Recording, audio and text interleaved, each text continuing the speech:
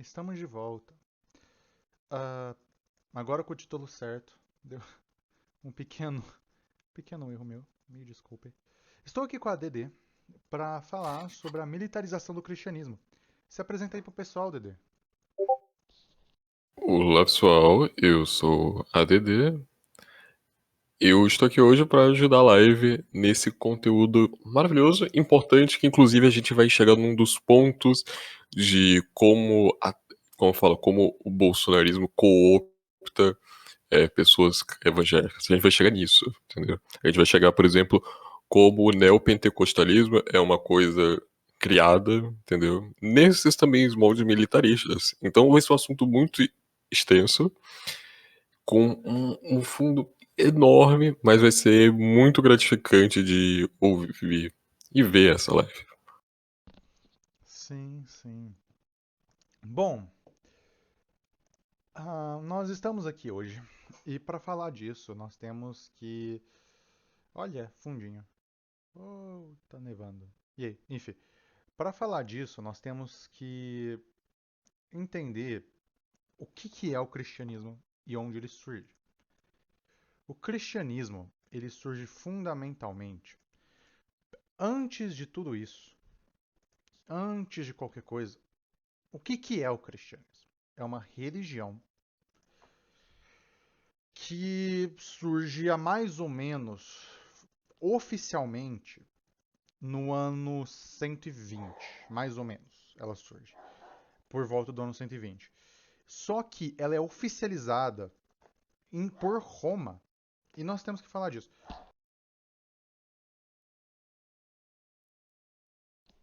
E nós temos que falar. Flore? Oi, oi. Opa, meu microfone cortou. Ah, não, achei que tinha caído. Não, meu microfone cortou. Bom, deixa eu abrir aqui o meu captura de janela, bonitinha, né? Ok. Bom, aqui nós temos a questão da. Vamos falar da linha do tempo do cristianismo. O cristianismo surge por volta do Concílio de Nicéia, durante o Concílio de Nicéia, através da cooptação romana do. Tá baixo? Pera aí.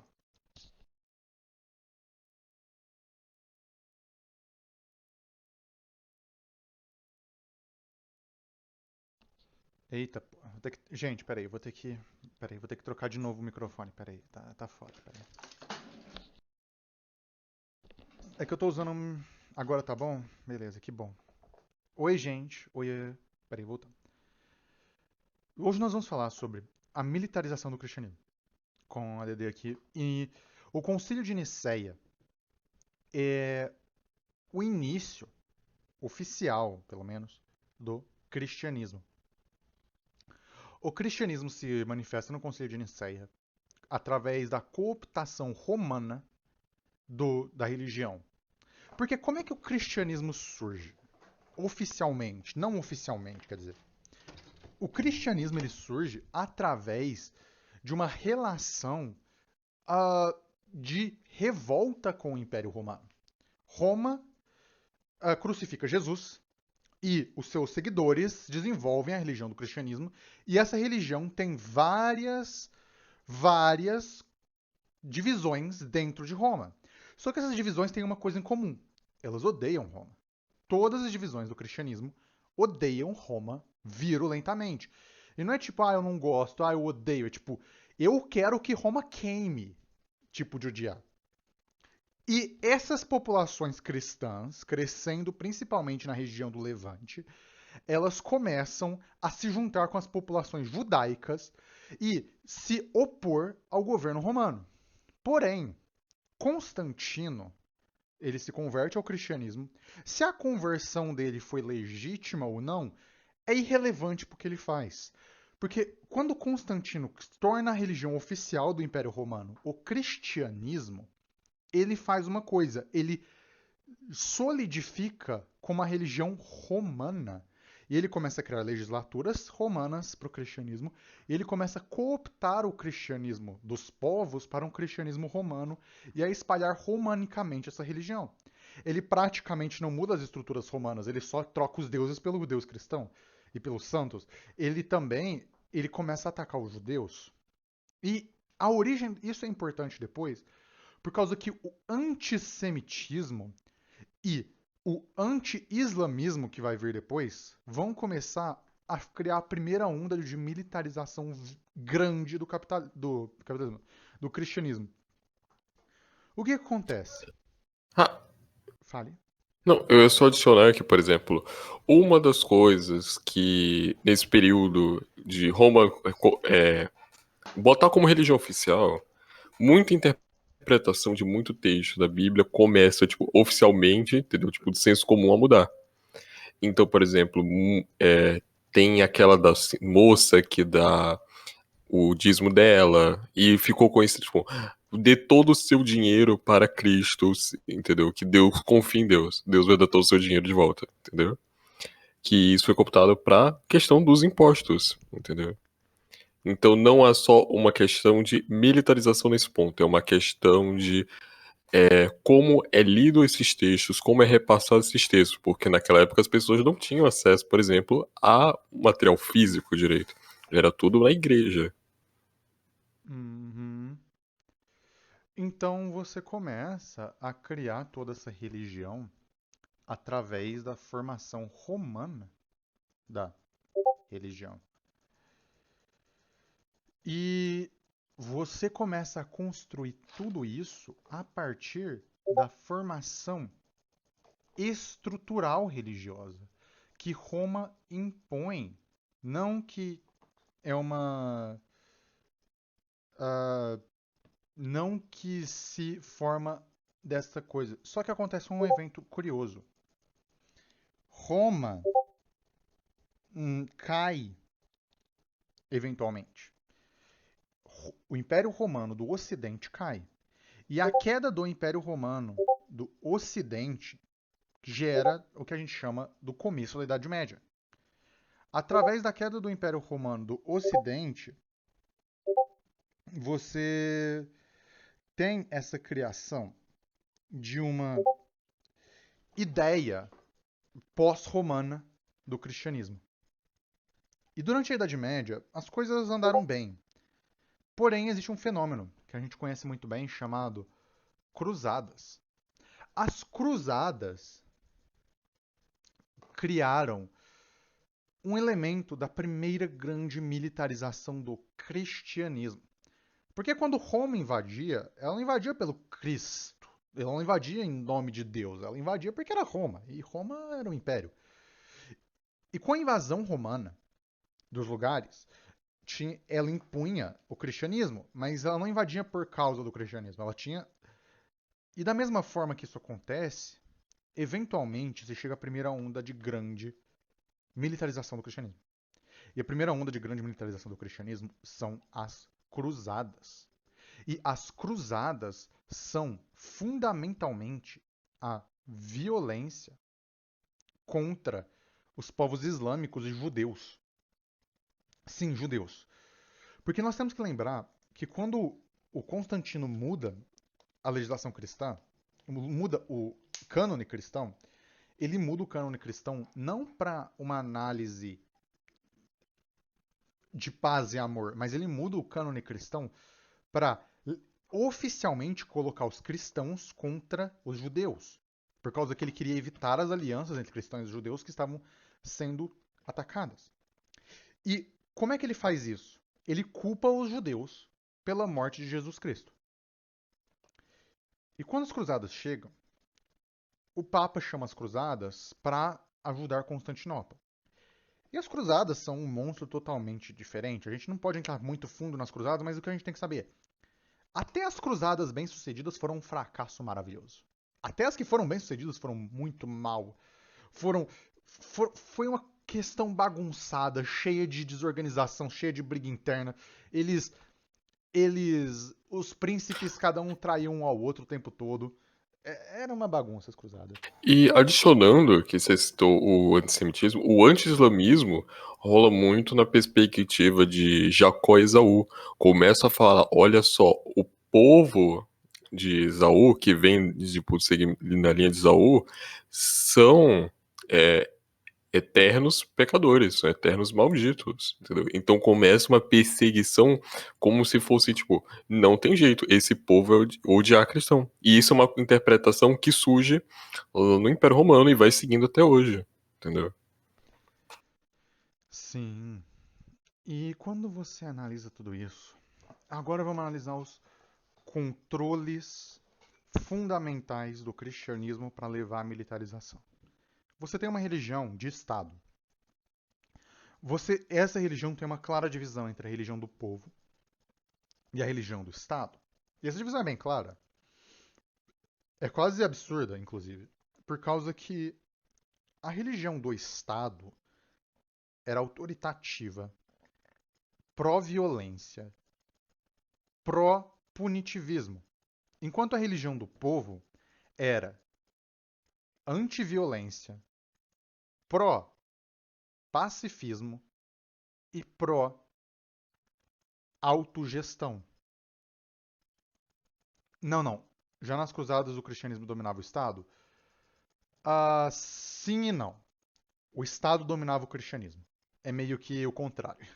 O Estado tomou conta do cânone cristão, de como você analisa essa forma. Aqui na Idade Média, já, ó, Idade Média, o Estado já tinha tomado conta do cânone cristão, já. Ele já decidiu que era verdade ou não. E durante as cruzadas, começou um processo de que o Estado começou a imputar essa violência em um nível de anti-islamismo e de cortar cada vez mais as linhas pacifistas do cristianismo. Começar a cortar cada vez mais as linhas pacifistas em questão de prol de um cristianismo pró-guerra. Então você tem o corte das linhas pacifistas e você tem uma militarização social do cristianismo. Tanto é que logo antes do período das cruzadas, já tinha um aumento da pregação da violência pró-Jesus, na violência religiosa, da inadequação religiosa. Você já tinha isso antes das cruzadas, já tinha um começo desse processo. Mas nas cruzadas, esse processo se aumentou muito. No processo das cruzadas, isso cresceu muito, muito mesmo. Se você for ver assim, durante as cruzadas, você teve a justificação da violência cristã. Porque houve uma substituição da identidade popular pela identidade cristã. Ou uma tentativa, pelo menos. Mas sim, uma substituição. Os povos cristãos agora são cristãos. E os povos não cristãos são os pagãos, os hereges, os infiéis. E essa diferenciação é importante porque você cria uma falsa dicotomia entre esses povos. E aí, essa falsa dicotomia, você cria a violência. Você justifica a violência contra esses povos. Hum. Teve o famoso caso dos cátaros, que eram gnósticos pacifistas que foram exterminados pelos cruzados franceses. Sim, sim, teve. E aí, Tipo, do Estado tomar conta da religião, parafraseando um historiador que o Engels referencia no seu trabalho, que é: quer ver como era o culto antigamente? Falando da minha maneira, quer ver como eram as antigas comunidades cristãs, as antigas reuniões cristãs? Vê uma sede dos trabalhadores, entendeu? Era um monte de gente, imigrante, sofria pra caramba, se reunindo pra ter fé, se reunindo pra, pô, olha como minha vida tá aqui, graças a Jesus, minha vida tá melhor, entendeu? Era tipo uma reunião, como você vê hoje, tipo, em esquina de bairro, já fazendo analogia hoje em dia. uhum. E quando você analisa essa situação, vamos pro que aconteceu. Por que as cruzadas aconteceram? Não foi por nenhum motivo religioso. As cruzadas aconteceram porque um papa queria justificar o próprio poder. Era isso. O papa, durante as cruzadas, ele queria uma justificativa para o próprio poder porque ele estava perdendo o poder dentro do Vaticano, dentro das religiões vaticanas, dentro das facções vaticanas. E para isso, ele cria as cruzadas para se manter no poder. Ele cria as cruzadas através de uma ordem religiosa, Deus Vult, aquela coisa de que você vê com o incel falando Deus Vult. Deus Vult significa Deus o comanda. Ok. Ele fala Deus Vult, Deus o comanda, para as cruzadas. O que significa isso? O que ele está querendo dizer? Que as cruzadas são demandadas por Deus porque estes povos judaicos e muçulmanos são hereges e estes povos são exigidos a serem cristãos por Deus. Eles devem receber a educação cristã. Eles devem receber, se pela violência, se for preciso. Então ele fala, Deus vult. Ele fala tudo isso e ele fala Deus vult. Que tipo, Deus o comanda. E essa frase é importante porque é uma frase de lógica circular. Se Deus o comanda, isso é uma frase de autojustificação. Se Deus comandou aquilo, quem que é você para questionar? E quando ele fala isso, vira um lema das cruzadas. Um lema de que se Deus o mandou, se Deus demanda isso, qualquer violência, qualquer relação é justificada. E aí ainda acontece mais uma questão dessa primeira onda de militarização grande do cristianismo, que são as usuras. Basicamente, o que acontece é que o começo das usuras. O Papa fala que quem for para as cruzadas vai ter seus pecados perdoados no fim do mundo. Ele fala isso. Então ele fala que quem se voluntariar para as cruzadas vai ter os pecados limpos. Por causa que quando eles forem levar o cristianismo para os povos infiéis, eles vão ser limpos pelas cruzadas. O que leva essas populações de vários príncipes, vários reinos, a armarem seus exércitos pela justificativa de legitimização. E então você tem essa característica. E quando você tem essa primeira característica, vamos apagar isso aqui, mas vamos lá para a primeira característica. Você tem a primeira característica de convergente de militarização do cristianismo. Oportunismo dos reis procurando legitimidade. E justificativas religiosas autodeterminadas. Você tem uma tempestade perfeita que termina nas cruzadas. E as cruzadas foram um show de violência, de crueldade, de todos os horrores que se imagina. Os cruzados foram pessoas extremamente que fariam os crimes de guerra moderno parecer fichinha em alguns casos. Massacres de todos os tipos, queimar cidade pro chão. Cidades cristãs, inclusive. Eles queimavam cidades cristãs, tá? Os cruzados, eles não atacavam só judeu e muçulmano, não. Os coptas, os tártaros, os povos nômades, os cristãos nômades, os cristãos samaídas e os cristãos da Etiópia, eles foram atacados. Os ortodoxos foram atacados. Inclusive, é uma coisa que acontece até hoje, mas eu vou pra frente falar de como há uma sectarização do cristianismo que acontece principalmente por conta do neopentecostalismo. Mas mais pra frente eu cito de como o neopentecostalismo criou um ódio ao catolicismo. Mais pra frente. Sim, esse sectarismo se cria a partir disso. Bom, e essa foi isso aqui é um resumo bem grande de como todos esses eventos levam até as cruzadas. Por que isso é importante? Porque tem um problema grande. As cruzadas, elas são o primeiro grande evento de militarização cristã da história. Grande. Obviamente existiram outros eventos de militarização cristã, mas as cruzadas são os primeiros.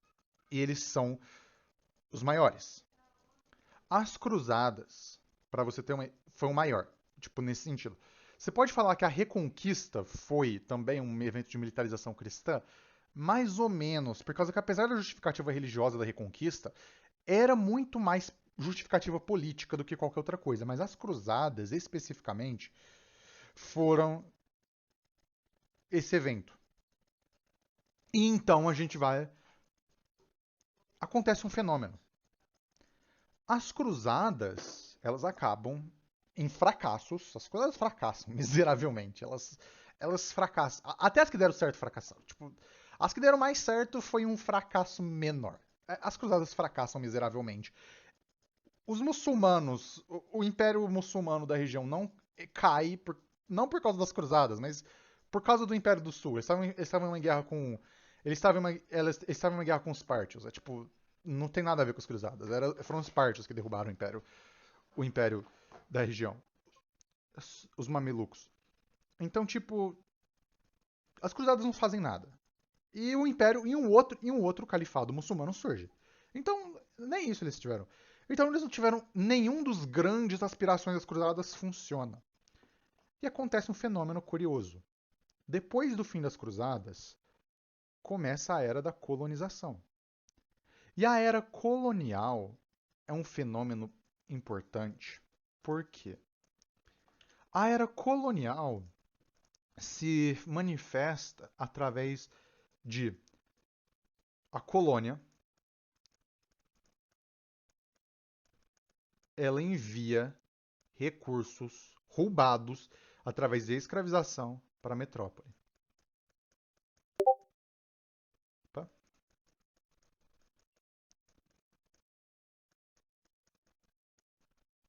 Opa, eu escrevi errado.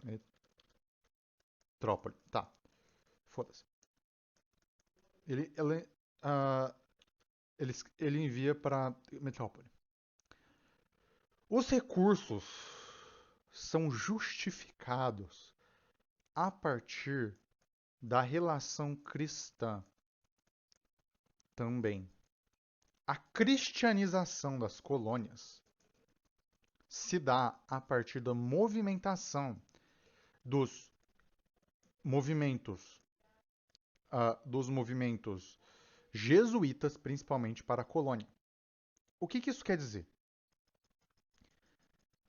Significa que a metrópole começa a forçadamente exportar as relações do cristianismo europeu especificamente para as colônias, o que causa muitos problemas violentos.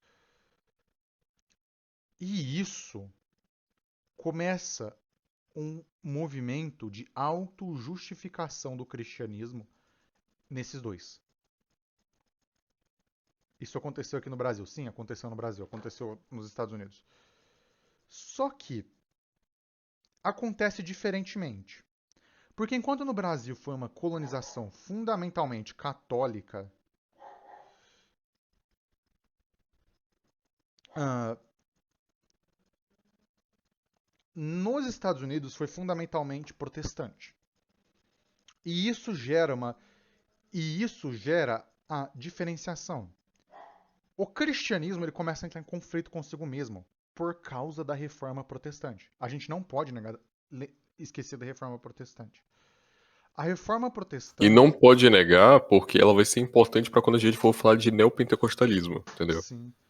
A reforma protestante ela é muito importante nesse evento porque durante a reforma protestante houve o questionamento. Lembra das usuras eu acabei de falar das usuras que estavam sendo aplicadas durante as cruzadas? A reforma protestante ela surge como um questionamento das usuras, mas também como um questionamento do catolicismo em alguns casos dos grupos protestantes, uma aplicação da lógica capitalista à lógica cristã, como por exemplo os calvinistas. Os calvinistas aplicam uma lógica capitalista à lógica cristã. Ah, por exemplo, a veneração ao trabalho. A veneração ao trabalho não existia antes no cristianismo. Isso gera uma divisão interna dentro do cristianismo europeu. E o cristianismo europeu se forma a partir do. E o cristianismo europeu se forma a partir disso. E então. Porém, esses cristianismos são militarizados. Por quê? Eles se militarizaram muito durante as cruzadas. Por que eles não se militarizaram depois? Por que o cristianismo em si não se militarizou?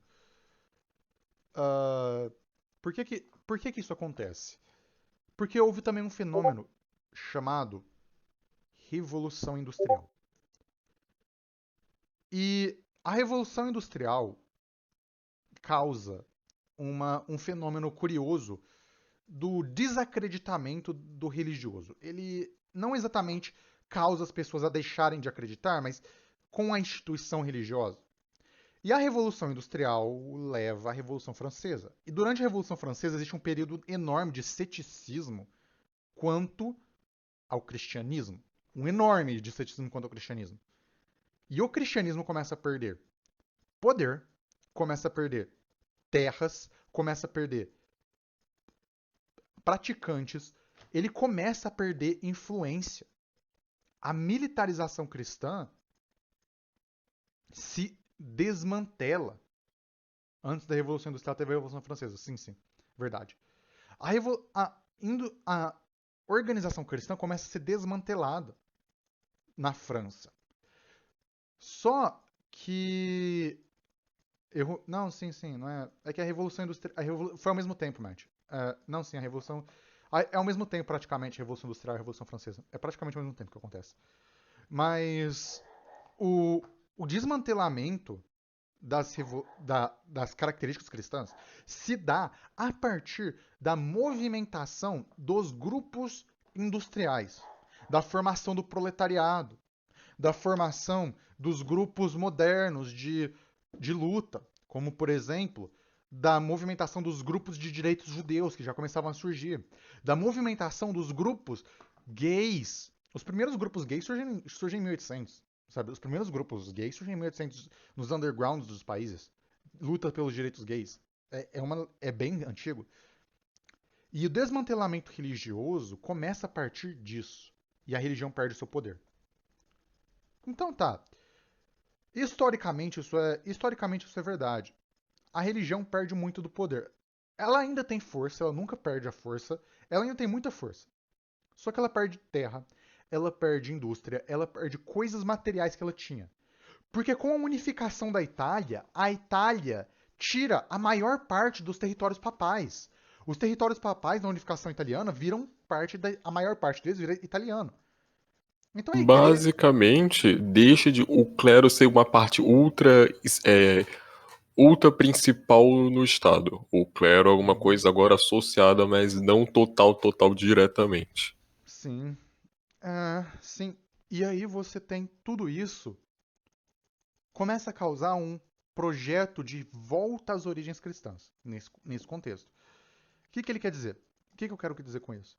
O que os padres que queriam falar isso, o que eles falavam sobre a volta às origens cristãs? A rejeição às proposições estatais do cristianismo. O cristianismo começa a se mover como um grupo de emancipação do Estado. Porque os estados, nessa época, estavam ficando muito fortes. Você tem que criar, tem que entender o seguinte, que os estados, nações nessa época, estavam ganhando muita força. Força militar, força industrial, força populacional. Teve um boom populacional na Europa. E, essa pessoa estava ganhando força demais. Ao ponto de que alguns historiadores consideram que é uma época que o Estado substitui a religião. É claro que as pessoas ainda iam para a igreja, mas o Estado ganha uma veneração metafísica que a religião tinha. A pessoa ia para a igreja, mas ela venerava o Estado. E esse é o ponto. A igreja começa, então, as igrejas, né, várias igrejas, começam a tentar se dissociar dos estados e formar organizações próprias. E essas organizações próprias, elas tentam se manter emancipadas do Estado-nação. Por causa que o Estado-nação agora, ele estava tentando ser laico, estava tentando ser secular. Não é nem laico, secular. Eles eram estados ainda oficialmente cristãos, mas estados seculares. Aonde, por exemplo, os primeiros movimentos ateus surgem. Os primeiros movimentos ateus surgem durante a Revolução Francesa. E durante 1800, os movimentos ateus tinham força. Os movimentos ateus tinham força na Alemanha. Tinham força. Só que isso não é exatamente verdade nas colônias. As colônias, elas estavam sob um regime cristianizado enorme ainda. Ao ponto de que, por exemplo, no Brasil, durante a independência, o príncipe brigou com a Igreja Católica porque ele era maçom.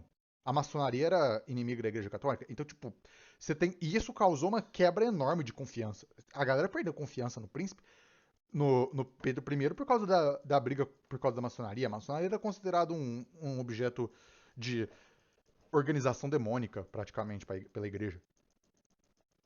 E então. Até hoje, na verdade, né? A maçonaria ultra associada com Uhum, satanismo. sim. Então, com tudo isso acontecendo, a gente chega no século XX. E no século XX, a igreja, até os anos 60, eu falo assim, a igreja católica, a igreja protestante, perdem muita força. E eu falo muita força. Ao ponto de que algumas pessoas, você tinha jornal se perguntando nesses tempos se a igreja ia desaparecer. Porque é o seguinte, claro, as pessoas ainda iam para a igreja. É claro que, tipo, as pessoas ainda acreditavam. Isso nunca mudou. Isso nunca mudou. Mas como instituição centrada, as pessoas perguntavam que se a igreja ia perder foco. Porque aconteceram dois eventos muito importantes durante o século XX. A ascensão nazista e a ascensão comunista. E a ascensão fascista também, esses dois eventos. A ascensão nazi-fascista e a ascensão comunista. Os fascistas se diziam católicos, mas na verdade eles praticamente cooptaram o poder da igreja para o fascismo. Praticamente. Os nazistas fizeram a mesma coisa, só que os nazistas eram neopagãos. Os nazistas tinham uma característica muito curiosa, que eles começavam a tentar enfiar a ideologia neopagã doida deles no meio de todo mundo. Enquanto os comunistas, durante a era Stalin, principalmente, eram extremamente antirreligiosos. O Stalin queimou a igreja. O Stalin proibiu um monte de religião. Até o meio dos anos 40, o Stalin estava, tipo, proibindo religião. Até uns anos 40 ele estava proibindo religião. E então você tem tudo isso se fazendo dessa caracterização de forma direta. O que eu estou falando aqui? Eu estou falando da instituição. Eu vou deixar claro uma coisa. Eu estou falando da instituição da igreja. Eu não estou falando da fé. Eu não estou falando que as pessoas não acreditavam mais na época. Não, não, nada disso. Nada disso. Tipo, nada. Não sejam antiteístas, por É, favor. Antiteísmo é tipo você ser contra uma cultura.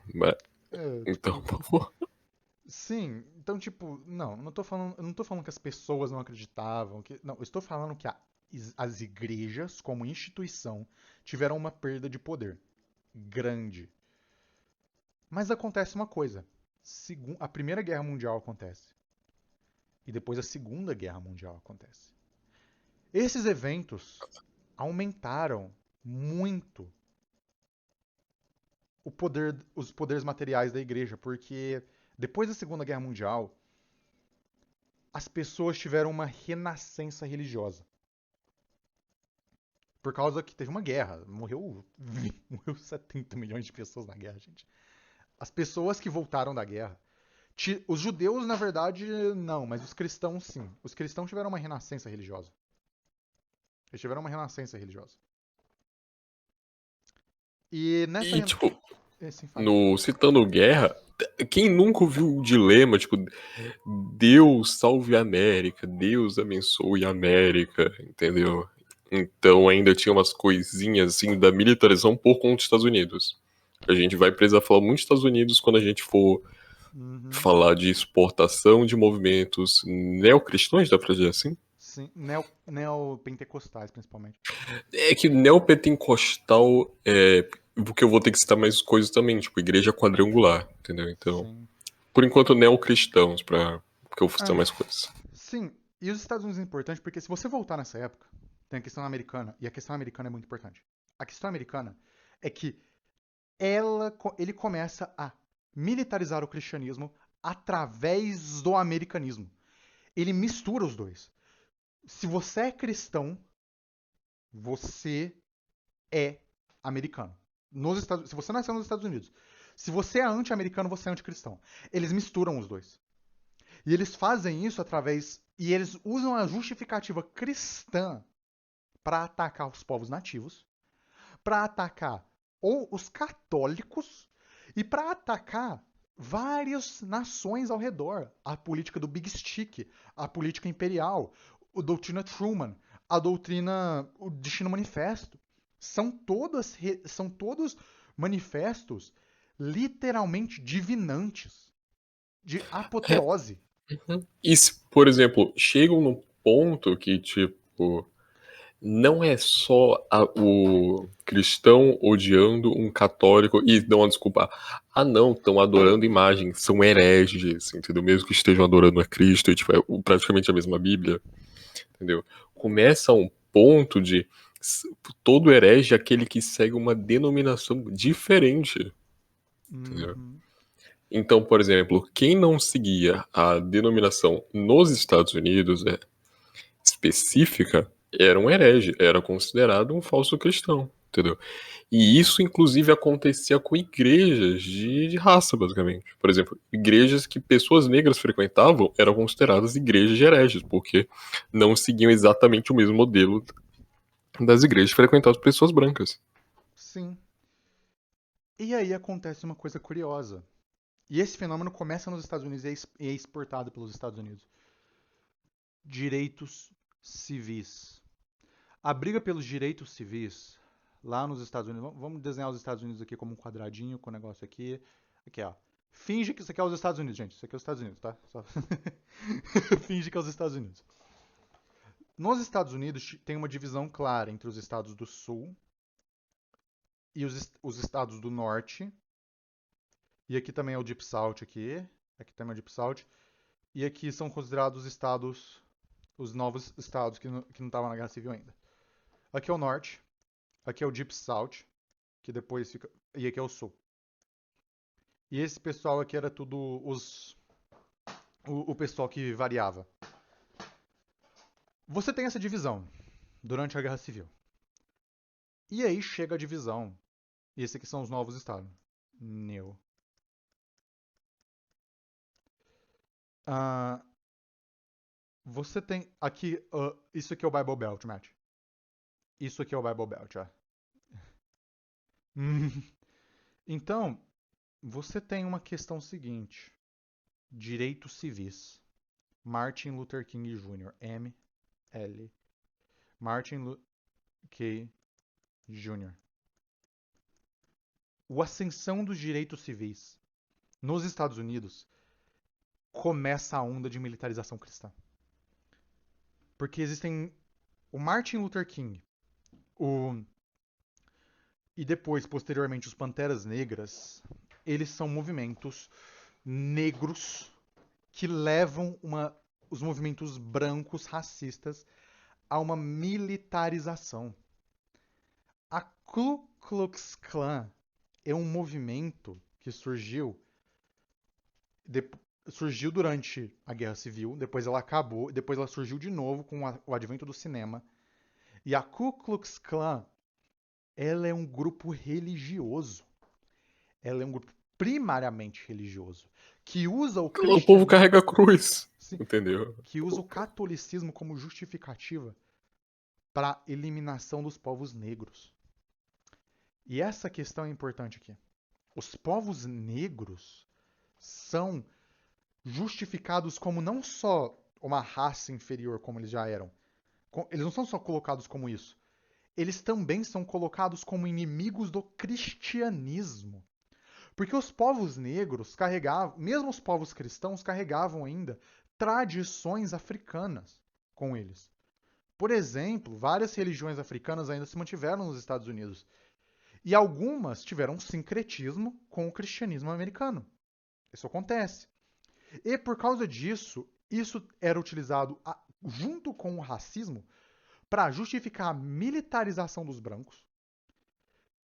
A Ku Klux Klan surge primeiro, depois vem o Martin Luther King, mas a militarização vem a partir disso. E depois, quando Martin Luther King surge, começam a surgir grupos cristãos armados. E esses grupos cristãos armados estão ativos pró-raça branca, os grupos racistas cristãos armados estão ativos até hoje nos Estados Unidos. Eles surgiram em reação aos direitos civis. Eles surgiram em reação aos direitos civis negros. A militarização cristã nova começa nos Estados Unidos, como uma reação a direitos dos negros. E depois, como uma reação aos direitos das mulheres. E depois, agora, como uma reação aos direitos LGBT. E isso não ficou só nos Estados Unidos. Isso veio pro Brasil. Esses filhos da puta do caralho vieram pro Brasil através de uma ferramenta chamada. Eles começaram a mandar os missionários americanos. Missionários americanos iam para toda a América Latina e começavam a levar os grupos, essas ideologias violentas para países da América Latina. E é aí que a gente começa a ter o neopentecostalismo. A gente vai começando a ter o neopentecostalismo a partir dessa exportação gringa de cristianismo. Denominação gringa do cristianismo. Sim. E o que acontece no Brasil? Vamos para a realidade brasileira agora. O Brasil sempre foi um país extremamente católico. E ele é um católico específico. O catolicismo brasileiro não é qualquer catolicismo. O catolicismo brasileiro é um catolicismo da Maria, da Santa Maria. Ele é um catolicismo santificado, ou seja, ele é muito mais onde os santos estão à frente. Ele é um catolicismo onde Jesus é uma figura mais mistificada do que em outros catolicismos. Ele geralmente tende a questão do Jesus ser mais Deus. E o catolicismo brasileiro, ele tem sincretismos grandiosíssimos com religiões africanas. Gigantescos. Não é pouco, não. Tipo, é muita coisa. O catolicismo brasileiro. Eu acho que aqui é o único país que tem uma figura católica negra, se não me engano. Sim. Então, o Brasil, ele tem características do cristianismo católico dele específicas do Brasil. E é muito forte, sempre foi muito forte no Brasil. E era extremamente forte no Brasil ao ponto de que os protestantes não conseguiram pisar o pé aqui com grande força até os anos 80. Tipo, 80 e Sim, 90. exatamente 80. É quando vai surgindo. Na verdade, um pouquinho antes, no meio dos 70, mas, por exemplo, a partir do 80 que vai surgindo coisas com Marcha para Jesus, que a gente vai chegar depois. Sim. Durante a ditadura militar tem a primeira marcha para Jesus. Durante a ditadura militar. Não, antes. Logo antes da ditadura, pedindo a marcha de Jesus pela família. É a primeira coisa da ditadura militar. Nos anos 60. Só que com a ditadura militar ela é entreguista. E ela começa a abrir o caminho para os grupos americanos que estavam salivando pelo Brasil. Eles estavam salivando pelo Brasil, porque o Brasil tem uma população cristã enorme. Ô, Flávio, pera, a primeira Marcha para Jesus tá falando da mesma, porque a primeira que veio, tipo, ela em 80, não. Já tinha. A Marcha pela Família 80, foi a que abriu 80 a ditadura 90. militar. A, Não, a, não tô falando da marcha para a família, tô falando da marcha para Jesus, um evento, outro evento mais específicozão, entendeu? uhum. Ah, sim, sim, verdade, verdade. Ainda, tipo, ainda assim é neopentecostalismo, mas a marcha para Jesus é uma coisa específica porque tem envolvimento de pessoa única, entendeu? Sim, sim, sim. Sim, faz sentido. Não, desculpa, isso mesmo. Isso mesmo. Então você tem isso. E a ditadura militar abre espaço para os Estados Unidos entrarem com esses grupos neopentecostais. E eles começam a entrar. E eles só entram com força nos anos 70, 80 e principalmente 90. Nos anos 90, você tem uma explosão do primeira onda neopentecostal no Brasil. É uma explosão da primeira onda neopentecostal. O catolicismo mundial, nos anos 90, estava em declínio. O catolicismo ainda está em declínio. Ele está, tipo, perdendo muita gente, o catolicismo. Mas, nos anos 90 não era tão ruim. Mas o neopentecostalismo começa a primeira explosão no Brasil. E começa a primeira onda de militarização. A primeira onda de militarização no Brasil começa a partir dos grupos que surgem anti-LGBT, desses grupos neopentecostais. Eles surgem ali, naquela questão dos grupos neopentecostais. E agora, Dede, fala mais da questão moderna, de hoje em dia, dos 2000 até hoje, sobre a militarização cristã. Opa, então, começando como. Eu vou mandar a imagem pra Flari botar aí. E, Uhum. Flari, eu quero só que tu imagine quantas pessoas cabem nesse lugar. Deixa eu pegar a imagem, peraí. Uhum. Isso não é nem a maior universal. Existe uma maior. Existe uma. Ah, sim. Deixa eu só pegar aqui e Existe uma? Ok? capturar. Ah, tá aqui, ó, gente. Ó, isso aí essa é a Igreja Universal. É o Templo de Salomão que eles construíram. É. Feio pra caralho, mas. Feio pra caramba, mas, tipo, 11 andares. A gente tem que. Tipo, o tamanho de uma rua inteira, senão. Entendeu? E, tipo, uma rua Sim, grande em São Paulo. sim. Mas, primeiro ponto é. Pra gente chegar logo no dois para a porta. Não existe essas igrejas neopentecostais sem apoio direto da burguesia. Um exemplo, por que não existe, por exemplo, um lugar de 2 andares de Ubanda, um centro de Ubanda de 2 andares, entendeu? Mas existe um templo de 11 andares. Porque não existe canal de TV da Umbanda. Mas existe todos os canais de TV aberta. Se vocês abrirem a TV aberta, apenas a Globo, eu acho, não transmite na sua programação conteúdo religioso. Tipo, falando assim, tipo, diário, todo dia. Tem canal, tipo, tem 3, 4 canais de 8 que são unicamente de ligue para esse número aqui, venha tudo mais, doe para tal igreja, entendeu? Para esse programa religioso. Então a gente deixa isso claro. Existe um apoio da burguesia com interesses próprios nessa nesse processo. A primeira coisa do a esvaziação de muita coisa no dentro da religião. Não no sentido, a religião ela está sendo menos dogmática, ela está citando mais pessoas, não. Ele está se tornando cada vez mais flexível, entendeu? Não por conta da religião, mas por conta da burguesia, para cooptar e alienar mais pessoas, entendeu? Então, por exemplo, a igreja quadrangular, ela não tem uma linha própria. Ela não se denomina como uma linha, por exemplo, apostólica. Ela não se denomina como igreja neopentecostal. Ela se denomina como igreja, apenas isso.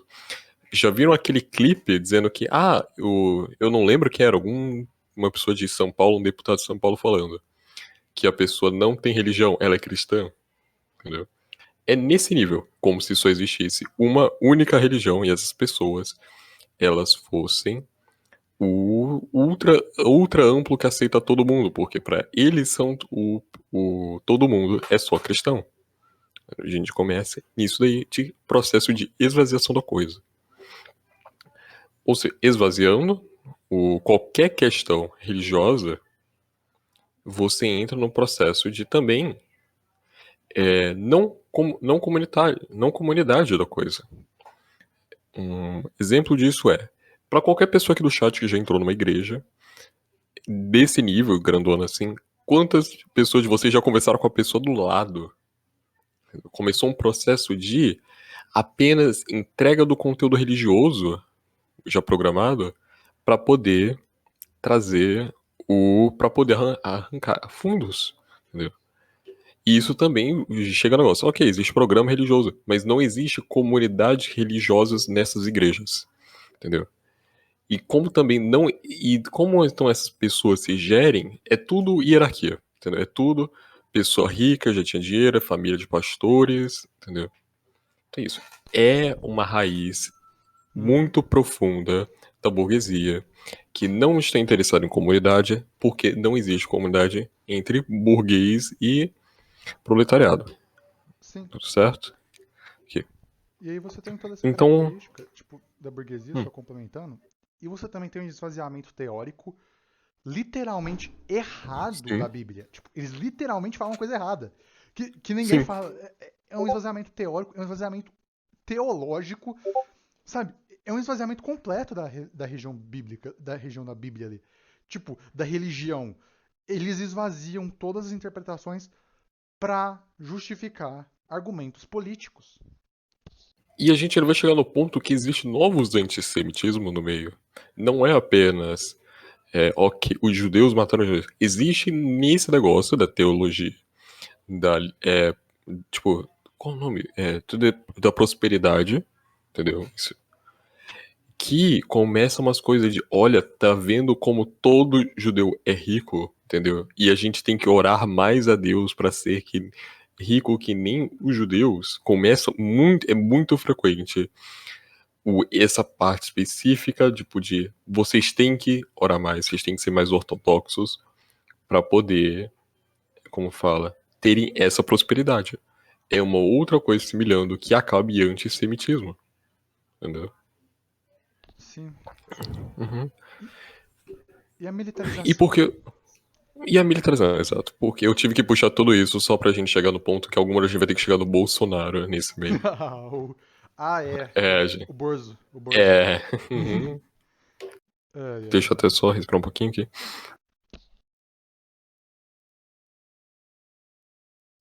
Refluxo, gente. Tem intolerância à lactose, eu comi porra. Perdão.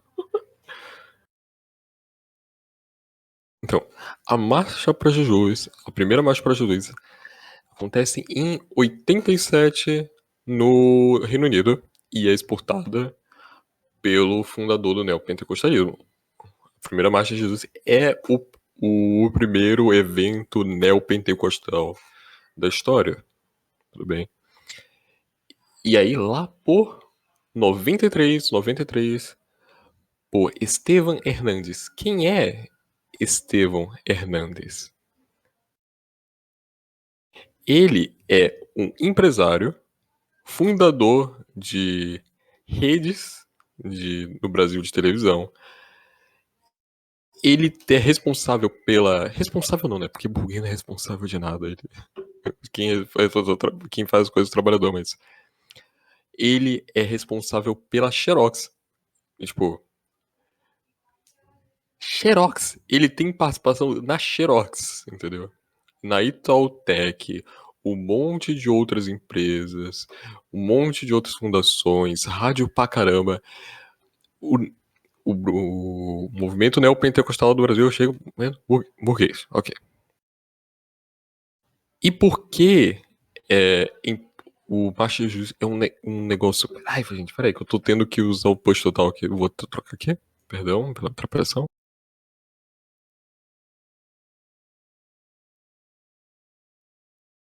Sim. Prontinho, tô normal. Ok. Hum.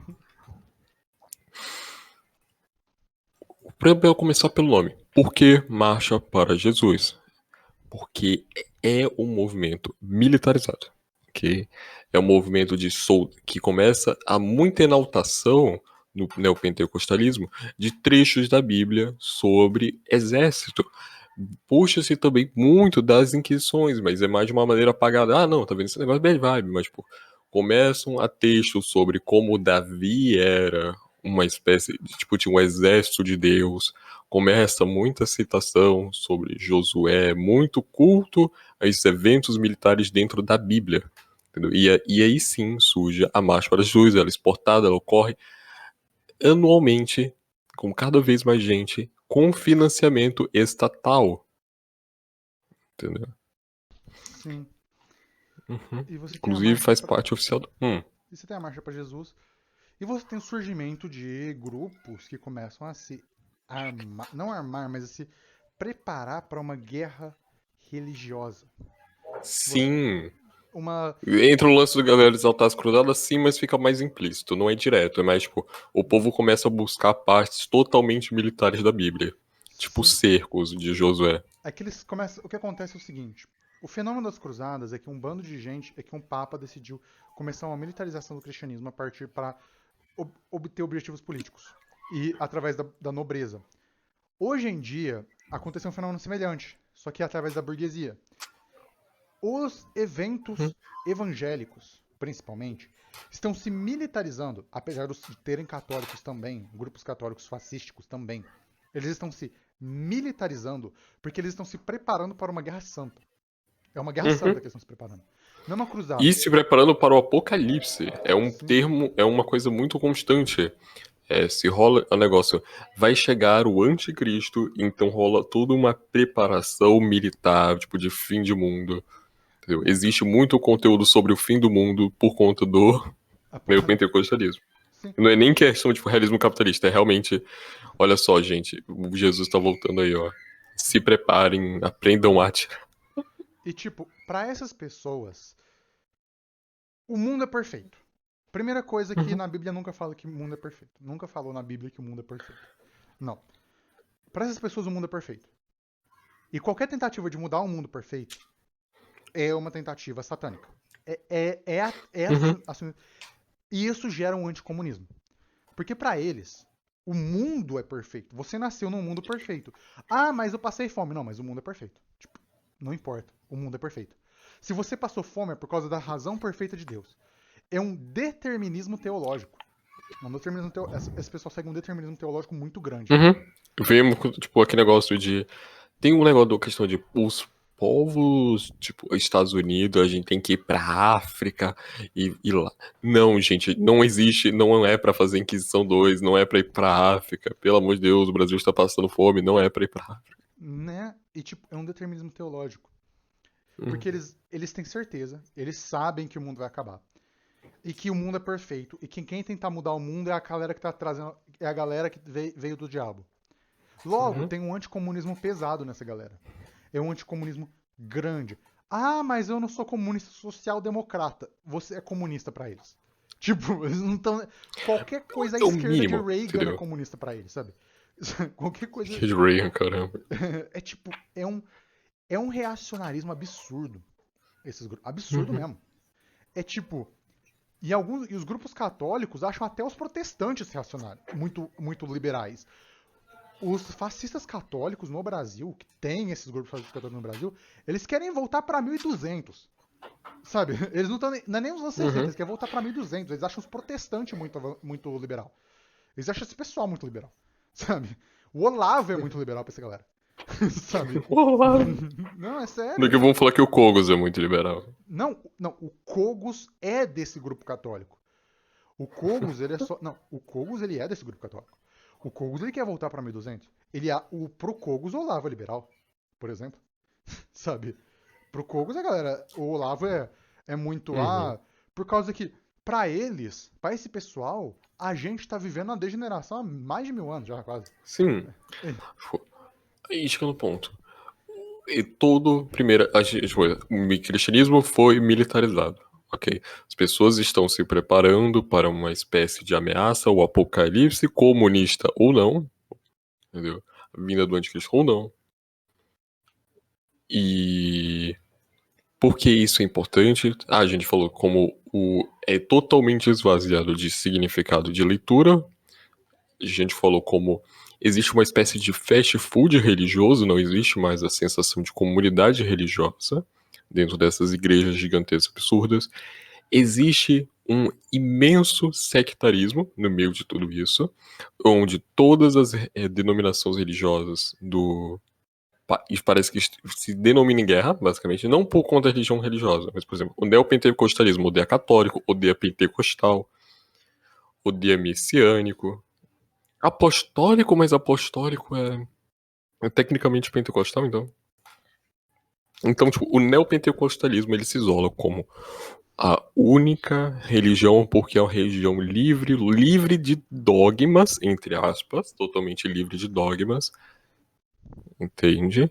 E fala não religiosa no sentido, tipo, é, não, aqui a gente não adora figuras, a gente aqui adora a Deus. E isso é levado de um jeito tão esvaziado que qualquer pessoa que se denomine figura religiosa vai ser exaltada nesse meio, entendeu? Sim. E E, você. pulando disso, temos ultrasectarismo, o da denominação, militarização, esvaziamento, Uhum. e a gente vai chegando em 2013, 2014, que começa o grande movimento, né? Que agora o sujeito está sendo quase preso. O bolsonarismo. O bolsonarismo O... coopta os movimentos religiosos como seus movimentos políticos através Uhum, de relações políticas e de dinheiro. uhum, Por causa do esvaziamento, aconteceu basicamente o que aconteceu no começo da Bíblia, quando Jesus desce o cacete no pessoal vendendo coisa. Só que, o que acontece? Eles começaram a vender coisas e começaram a aplicar a lógica capitalista para a religião. Virou uma religião do uhum. capitalismo. É uma religião do capitalismo. Você Sim. compra a vassoura ungida. Você compra o sabão ungido. Você compra não Isso sei o faz que. parte do negócio de não existir mais comunidade religiosa. Não tem como mais você ter acesso à figura religiosa. Você tem que comprar ou você tem que esperar divinamente a sua espécie de bênção, unção. Entendeu? Sim. E o que acontece é. Existe um fenômeno moral que acontece na igreja, que é a aplicação da religião através dos grupos políticos de extrema direita. E o Bolsonaro usa Uhum, disso para cooptar as igrejas para o movimento bolsonarista. uhum. As E, igrejas não, falam do só fazendo Bolsonaro. histórico de aplicação política, o Malafaia tá na política desde quando? Sim. E tem uma Pergunta, coisa. tipo, genuína. Anos 80, 90, desde a fundação das coisas, um monte de gente envolvida diretamente com política, faz propaganda dentro da igreja. Por exemplo, o R.R. Soares candidatou, eu não lembro se ele ganhou, o filho dele ganhou, eu não lembro. Uhum. Mas tem uma característica curiosa por causa que isso é assustador. Isso, se você é cristão, você não devia se assustar com isso. O Bolsonaro é Uhum. tratado como Jesus Cristo. Sim. O Bolsonaro é tratado como a segunda vinda de Jesus Cristo. Ele é tratado como Messias, literalmente. Tipo, Uhum. se você ouvir os padres falando, não, porque o Bolsonaro veio nos salvar do problema moral do Brasil. O Nem Bolsonaro veio nos. padre, porque hoje em dia o catolicismo odeia o cristiano. Não, sim, O é tipo, Neopé. neopentecostal. Não, mas você vê padre, você vê pastor, você vê a galera falando do Bolsonaro como Jesus. Como se ele fosse Jesus. E isso é assustador. Por vários motivos. Não, nem todos eles religiosos. Se você é cristão, isso já devia ser assustador para você, mas a questão é: você tá colocando uma figura religiosa milenar como um homem? Tipo, um ser humano vivo hoje. É tentar dar um poder para ele de influência às pessoas muito grande. Uhum. É uma Inclusive, tentativa de totalitarismo, praticamente. passa esse vídeo na live pra gente ver o nível de Beleza. distopia da coisa. Deixa eu ver aqui, peraí. Deixa eu pegar aqui o vídeo da Uhum. live. É porque. Ah, opa. Não, peraí. O Discord fechou, peraí. O Discord crashou.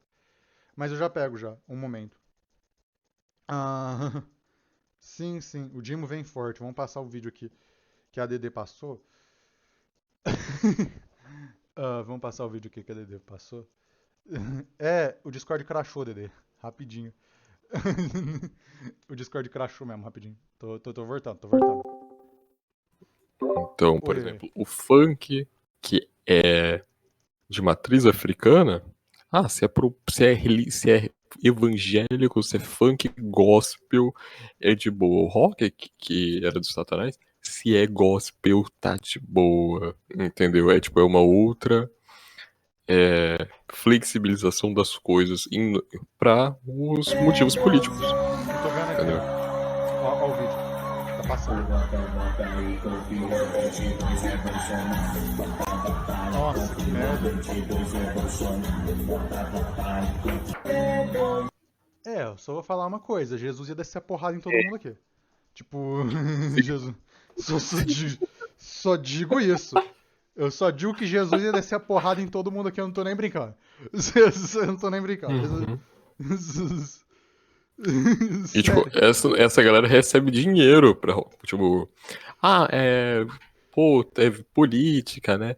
Posso te dar 200 mil e eu faço propaganda aqui na igreja? Sim. Eu- e você tem essa questão da religiosidade sendo submetida a uma caracterização da política fascista. Uhum. Como ela sempre foi, né? Mas dessa vez no Brasil, uma militarização que veio dos Estados Unidos. E você vê isso até em questões de outros grupos. Por exemplo, os missionários americanos que vão pra Amazônia, eles não estão sendo santos. Aqueles filha da puta não estão sendo santos. Aqueles filha da puta fazendo genocídio cultural.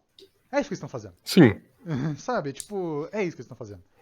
Até porque eles não vêm ensinar em português. Nem em português os filha da puta ensinam, eles vêm ensinar em inglês.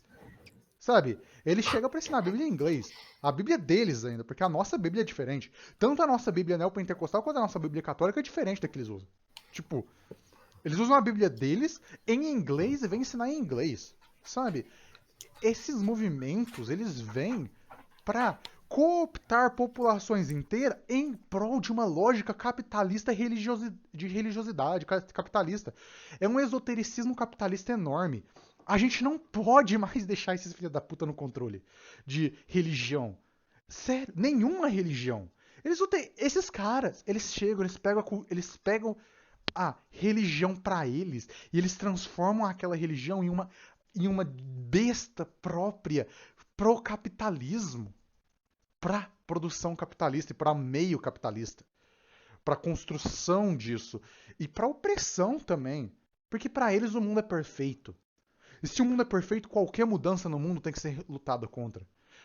E tipo, o mundo era perfeito nos anos 60 para esse pessoal. E nos anos 60, desde então, houveram mudanças. A gente tem que voltar para os anos 60, ou para 1200, ou para qualquer data aleatória que esses caras queiram. O ponto é que eles são um bando de arrombado que vão destruir a nossa sociedade. Eles vão destruir tudo.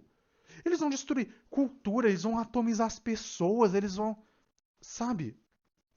Eu não tô falando de destruir no sentido vago, não. Eles vão literalmente desmantelar os nossos serviços públicos, os nossos serviços sociais. Eles vão literalmente desmantelar as nossas comunidades em prol de Cara, religião. eu digo que é quase uma colonização 2, porque quando rolou a guerra da Ucrânia, a Igreja Universal, ela tava mandando gente pra Ucrânia pra ganhar dinheiro em cima da Ucrânia. Entendeu? Acontecendo tudo. Sim, eles estão querendo. É um poder econômico pra realizar essas coisas nesse nível. Dá pra chamar de neocolonialismo? É um processo neocolonialista. É um processo neocolonialista. A, a subjugação de religiões locais a partir das religiões neopentecostais é um processo neocolonialista americano que ele faz. Os Estados Unidos têm feito esse processo neocolonialista desde os anos 50. Ele não faz só isso no Brasil. Aliás, vários países africanos proibiram o neopentecostalismo. Tipo, Uganda proibiu o neopentecostalismo. Por causa que o neopentecostalismo, ele chamou... O presidente de Uganda, na época, chamou de movimento predatório. Não, ô Flávio, eu vou além. Se eu não me engano, a Angola baniu a Igreja Universal, se eu não me engano. Baniu. Depois daquela polêmica. Eu acho que baniu, cadê? Baniu também. Vários países, não foi só... Porque Vários rolou países um baniram. monte de escândalo de golpe, 120 milhões de dólares passou. É, e Angola proíbe igrejas evangélicas do Brasil, inclusive a Universal. Não foi só a Universal. Sim. O Brasil deveria banir. Não, o Brasil não pode banir. O Brasil não tem como banir essas coisas. O que o Brasil tem que fazer? Porque quem tá na política é religioso, é pastor na política. O Entendeu? que o Brasil E tem que não é fazer? só pelo PL. Todo partido, praticamente, vai ter algum pastor. O Cabo da Ciolo era do PSOL. Ele Sim. foi expulso por estar querendo usar as políticas do PSOL, progressistas, para poder evangelizar. Ele queria mudar o nome do partido pra ser em nome de Deus. Sim. É nesse nível de coisa. E tipo, no Brasil isso não vai acabar agora. Como é que você faz isso no Brasil? Você tem que desmantelar o poder dessa galera. E qual que é o poder dessa galera? É o poder midiático e o poder econômico. Quem tá por trás disso não é um padrezinho, um pastorzinho humilde escrevendo. Não! É um burguês de merda no ar-condicionado da casa dele. É esses caras que tá na porra do poder. Sabe? Também teve uns países na África onde os pastores africanos literalmente expropriaram tudo Foi da algum falando Universal. de português. Se não foi Angola, foi Moçambique. Ou É, Guiné-Bissau. eu não acho nada mais justo. Nada mais justo. Sim. Tudo certo, tá tudo certo. A gente devia fazer isso Uhum. também. Tipo, a questão que eu tô falando é: a religião, é do povo. Qualquer religião. É dos povos que usam aquela religião. Seja cristianismo, Umbanda, Quimbanda, seja candomblé, seja satanismo, seja você Rastafari, seja você o que Budismo, for, entendeu? budismo. Tipo, O que... é revoltante quando as pessoas. Que eu tenho um ódio muito particular como antideísta. A pessoa, tem que acabar a religião. Olha que tudo fala, só cita cristianismo, entendeu? Mas aí eu pergunto, pô, tem que banir o budismo, entendeu? Não, mas o que eu tô falando é a religião é do povo, mas as instituições religiosas não. Uhum. Você, Sim, você exatamente. pode e deve criticar a sua igreja. Você pode e deve questionar a sua própria doutrina religiosa. Se a Bíblia não é o único livro, tá, gente? Existem outros livros no cristianismo. Existem outros. Existem os livros de Jacó, existem os livros de Enoque. Você pode olhar outros livros. Existem outras análises no cristianismo. Existe Santo Agostinho, São Tomás de Aquino, que também não são muito, não são melhores também, mas Não, e existem outras tipo, análises do que a Bíblia. e com a própria vivência, experiência da coisa, você vai tendo interpretações diferentes da própria Bíblia, entendeu? Pô, tudo, tipo, e muito óbvio que Davi e Jonatas tinham um relacionamento, entendeu? Mas um reaça, ele não vai ter essa noção da coisa, entendeu? Ele vai se negar, falar, não, pô, amizade, Amizade. confia. Melhor amigo, Davi melhor amava amigo, Jonatas. colega de quarto, colega de quarto. Uhum, Mas o que eu tô falando aqui, tipo, mesmo com tudo isso, existem outros livros. Existe o livro de Enoque, os livros, os livros de Samuel, os livros de... Existem outras fontes do cristianismo. Você não precisa só se prender na Bíblia. E você deve questionar as instituições religiosas, porque a religião é do povo.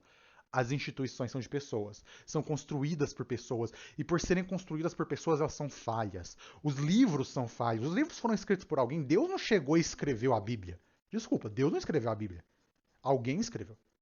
E por mais que essa pessoa tivesse uma relação divina, essa relação divina seria filtrada pela relação da época dela. Por mais que a sim. pessoa tivesse Não uma teria como passar tudo de, sei lá, tudo de Paulo, ou sei lá, tudo de Moisés no Império Romano, entendeu? Não tinha como falar, pô, bora derrubar esse império aí. Não tinha como passar. não tinha. E você também não tem como passar tudo isso, até por causa de erros de tradução. A Bíblia foi Uhum. traduzida.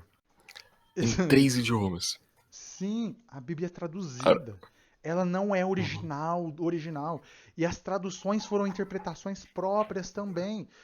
E isso vale para várias religiões. Você pode questionar as fundações religiosas sem perder a religião. Você pode e deve. Você pode. Ah, mas é por causa que meu pastor falou para não questionar. Se seu pastor falou para não questionar, desculpa, ele tá errado. Na Bíblia fala que a Bíblia fala que os homens são falhos, que as coisas são feitas por homens. Então, tipo, se as coisas são feitas por homens e os homens são falhos, você deve questionar o que é feito por homens. Você deve. Sabe? Não é uma questão de isso aqui não é para falar para todo mundo ser ateu ou nada disso. O que eu tô falando aqui é assim, Não, e tipo, é até meio torto falar pra todo mundo ser ateu, entendeu? Porque, tipo, abandonar a sua cultura, abandonar suas crenças ultrapessoais, não, não, entendeu? sim. E tipo, existe. E tipo, não tem nada de Uhum, errado com explorar as outras religiões, ou se você quiser só ficar na sua, pode ficar também. uhum. É isso. No final das contas, questione as instituições. Porque as instituições No são. final das contas, não é culpa do povo, é culpa da burguesia. É culpa da burguesia. Lembrem disso. E questione as instituições. Porque se algo Uhum. foi construído por pessoas, aquilo vai ter rachaduras no meio dela. É, alguma coisa pra falar final, Dedê? Vamos terminando aqui? Uma coisa pra falar final? Você quer Que concluir? o nível da coisa é tão absurdo, só citando de último exemplo, talvez, que você sabe qual é o lema da Igreja Quadrangular? Por que o nome é Igreja Quadrangular? Qual que é o lema? Porque eles removem a trindade e botam um quarteto. Ah, E vira, cadê? Vou pegar até aqui que eu. Até é bizarro de falar. Eita, pô. eles viram um quarteto. Que isso? Vira um quarteto, cadê? Deve ser algo. Quadrão. Aqui, prontinho. Foi fundador? Vira. Ge- o Jesus Cristo Salvador, o batizador, aí vira o médico dos médicos e o rei. Bota um negócio que Deus é uma espécie de rei que vai governar a nação. Entendeu? Bota um elemento totalmente político na quadrangular. Nossa, Eu sou acreditado nisso. que merda. No fim Uhum. das contas, Não odeiem a tiazinha que tá falando de. é. A Tá falando, tiazinha. pô, A vou. tiazinha. É, A a tiazinha é tiazinha. legal. Se você. Aliás, Uhum. mesmo se ela não for legal, tipo, bater na tiazinha não vai resolver o problema. Tipo, Uhum. bater na tiazinha não vai resolver o problema. Tipo, só. Uhum. Existe uma forma de você resolver esse problema. E todo mundo sabe qual forma é essa. Bom, até a próxima, gente. Um beijo. Até a próxima. Pera aí, deixa eu dar risada do fundo. Pronto. Até a próxima. Ah.